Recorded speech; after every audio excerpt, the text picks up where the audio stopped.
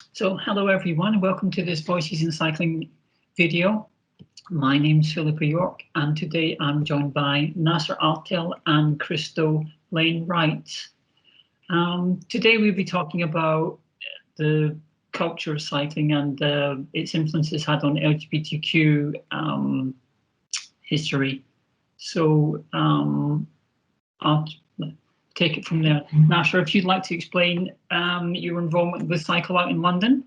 Indeed, thank you very much. First of all, thank you for the opportunity to be part of this. I'm looking forward to it.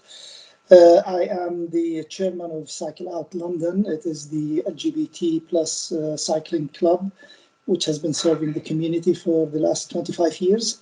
And we do quite a range of social and cycling activities, which hopefully we can talk about throughout the conversation today. And Crystal, if you'd like to explain your involvement in this video, please. Yeah, I am a two-time Paralympian.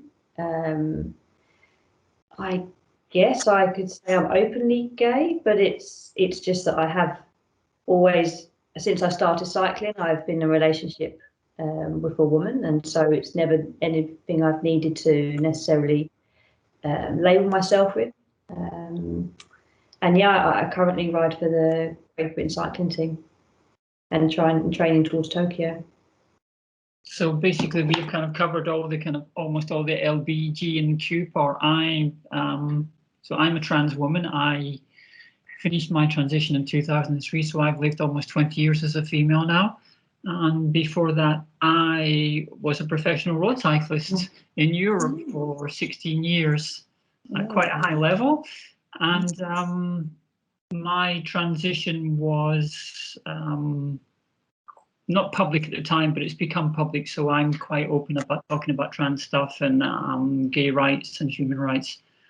At the moment, I work sometimes as a journalist, sometimes in human rights, and sometimes a little bit of commentary on television. So my public profile is quite high, and I'm quite happy to talk about any subject that kind of involves trans and gay rights and that kind of stuff. So that's where I stand on this topic. Maybe we should start with how you see, Crystal, how you see the kind of gay rights movement in sport, not just in cycling, but kind of in all sport, because there tends to be a feeling that if you're gay, you're slightly weak or lesser than other people. I don't know if you've encountered that. I think I can see it from the outside looking in that I guess I've always been part of sport where being female actually it's not had a huge effect. But if we're talking about everybody in sport, not just being female, but the male side of it as well, there's not that many men certainly that are at an elite level that are openly gay. That's not at all representative of the population, so there seems to be a real drop-off, and it's different for different sports. So I came from football originally, so my initial sport was football. Now there's certainly a higher population of openly gay female footballers than I've been aware of openly gay female cyclists. I think the trend towards being necessarily weaker, I guess personally I haven't come across it, but I guess when there's media and marketing, it's always who can be physically stronger. There's not necessarily the connection that if you're gay, you are, yeah, I guess physically strong. I'm probably not making sense, am I? Hang on. Do you have the feeling that when you reach a certain level in sport, you're presented as the ideal person? So that would mean, and in that way, I would say, that in the kind of ideal person is always straight, white, and in a kind of relationship and happily married and all that kind of stuff. Whereas that's not the thing. That's not real life. Real life is a whole mix of different people. And I think what I meant with is the weakness is that sometimes, certainly in the male side of the sport, and Nasser will be able to expand on this a little bit, that to be seen as gay is that you're slightly weaker mentally. And I've noticed that in the female sport, there's a lot more openness that for lesbians. So it's not a big deal, but in the male side of the sport, there doesn't seem to be the same kind of openness and willingness to share who you're attracted to or who you're in a relationship with. So Nasser, why do you think that is, that there's no kind of top level cyclists have come out and said, yeah? Well, I think if we start by looking at the larger picture on the sports in general, there is always that sense of alienation if you are an LGBT and with sports. We've always had that love-hate relationship with sports. I think maybe when we are in school, in universities, sports tends to have teams, tend to have social cohesion, and when you're a gay person, a lesbian woman, or a trans, you always feel you're outside of that little team, and you try to make the connection with it, and you cannot. So where places like LGBT type sports clubs come in is they provide what I call the comfort zone where you can be yourself. You could come in, you could cycle, or you could swim, or you could run, or whatever, without having to worry about your conversation, without having to worry about what you're talking about with your co-cyclist or co-runner or things of that sort. With cycling in particular, I think it has the issue of being dominated by, as you spoke, Philippa, a minute ago, dominated by a white male cyclist. It has traditionally, it has been like this. It is still challenging for somebody who's outside of this, not even LGBT, even more than that. And I know people like Cycling UK and British Cycling are dealing with this issue in general. Why is it? I think it's a societal issue, and I think it's different from one location to the other. I think it's different in London than it is maybe in a smaller town in the UK. And the core root cause, I would just say, in being in London, it's not the fear, it's not the discrimination that I don't think we have experienced as such, but it's the comfort zone. Are you comfortable being in a straight club, neighborhood club, to go out there and cycle and be yourself or not? Yeah, I'd agree with that. It's quite often you tend to drift towards people who have the kind of same ideals and the same kind of culture and same experiences as yourself. But the thing is, when you, and Crystal realised this when she comes into another sport, so you come from football where it's a different culture to coming into cycling. And I'm wondering, Crystal, if you've noticed when you came to cycling, if they were openly accepting of you being gay, or whether there was a little bit standoffish to start with until they learned, who you were, and you basically learned a little bit about you as the person and not just the athlete. I guess if I'm honest, I guess probably my own insecurities meant that when I first started, I do remember a bit looking around thinking, is there anybody else gay here? Because I'd come from a sport where there were quite a few gay women. And I remember thinking, I can't see anyone here that's gay. So that was my first, I guess, kind of alarm system that went off in my head, thinking, okay, maybe this is not an open sport. But that was my own insecurity, because I think I very much made a conscious decision that when I did realise I was gay, I was never going to lie about it. Whether people liked me or they didn't, I just made a decision I can't lie. So I didn't really have a choice. So when I eventually met people and said that I've got a girlfriend, she's now my wife, I guess because I'd already made that decision, right, whether you like me or not, I'm here to ride a bike. I almost didn't look for the negatives, and I was lucky I didn't meet them, but I am aware that the sport doesn't have many gay cyclists. Certainly in British cycling, there's not many. But I haven't met any negativity. If anything, it's allowed me to have probably closer relationships with my male teammates, because there is no grey area, there's no crossover, there's no grey area of how close a relationship I can have with a male teammate.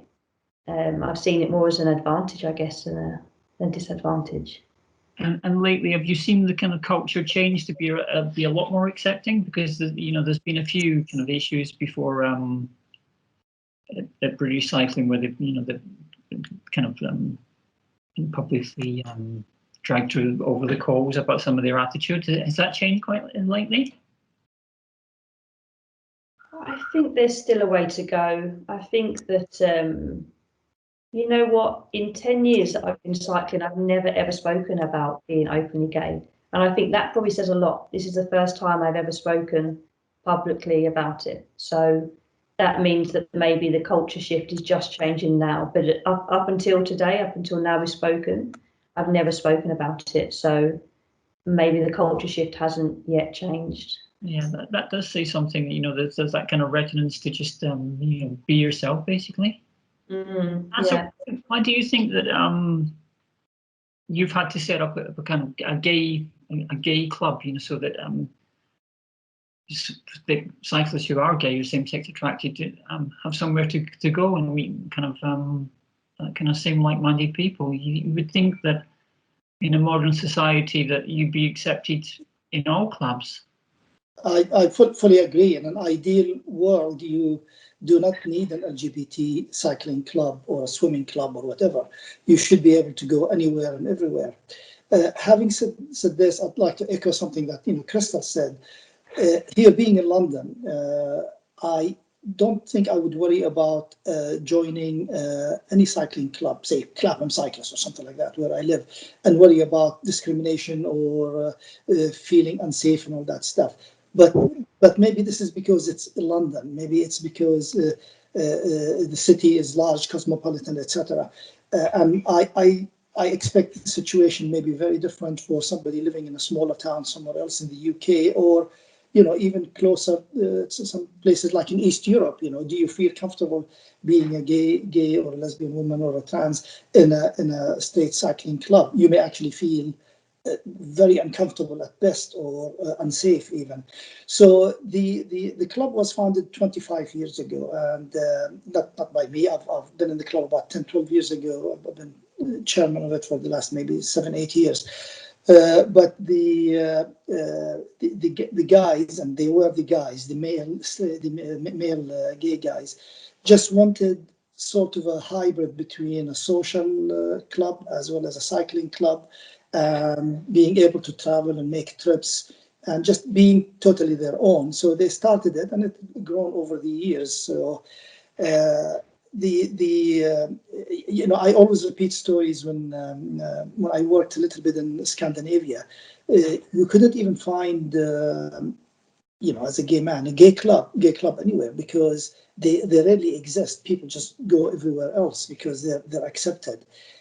So hopefully we eventually will get there, but I don't think we're there yet. And even the fact that many of us do not feel comfortable just going and joining any neighborhood club and just feel uneasy about it is not an acceptable situation. We as a society, I guess, should be in a better place now. Do you think that's a generational thing? The kind of reluctance to get involved in sport, so I'm obviously roughly the same generation as you, and there's a kind of reluctance for anybody who isn't straight to get involved in any kind of sport. Yeah, I think so. Yes, I think, Philippa, it is generational, and the more you notice, younger people are less worried about these things. They'll put themselves out. They're in a different environment, probably in a different social networks. And even, I think just a few weeks ago, literally like 2-3 weeks ago, there's a Belgian cyclist that just came out. I think they got a name, Justin Leben, I think, Leben or something like this. I haven't heard of the fellow, but he's 19 years old, and he probably has no worries in the world or any of that stuff. But us, older generations think too much about it. I think I personally would go into any neighborhood club, state club or otherwise, and I wouldn't worry about it, and I will deal with it right away. But some people probably do not want to put themselves in this situation. Yeah. I mean, were any of you guys ever aware that there were any kind of LGBT plus people involved in cycling before? You know, when you started out, were there any kind of visible people? Not here, not at all. I mean, it's when I noticed the question about looking into some role models in cycling, I had to Google it, and the fact I had to Google it told me something immediately. There is no, I mean, when you think of diving, a couple of names come to my mind at least. You know, one from the 80s, Greg Louvain's, and then the other one, of course, is the Daily. But when you think of cycling, nobody comes to your name. You know, one name popped up, and I said, "Oh, he's gay." I didn't realize that. You know, Graham Aubrey. But there's been no role models even till now that I know of in cycling. And my sorry, Tom, I'm digressing a bit. But my personal test is, you actually know whether we have gotten there when sponsorships and companies and advertisements are willing to have an LGBT person represent their product, LGBT cyclist or a swimmer or a runner or something like this, then you would know we have made great progress.